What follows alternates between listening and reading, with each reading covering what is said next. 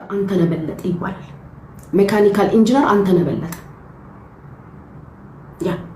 ስለዚህ አንቺ አንድ የተማረ ሰው ቀነሽ፣ ያው በሌብነት በምን አስብለሽ በስነ ስርዓት ወጥመድ አድርገሽ በስነ ስርዓት ፕላን አድርገሽ ስራሽን ሰራሽ።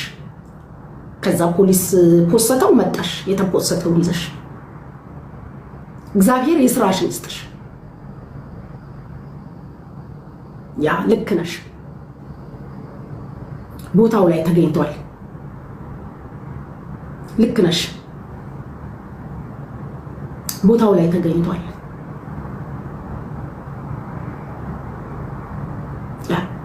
ያንቺን ገና ልልላለው ያንቺን ገና ምን አየሽ?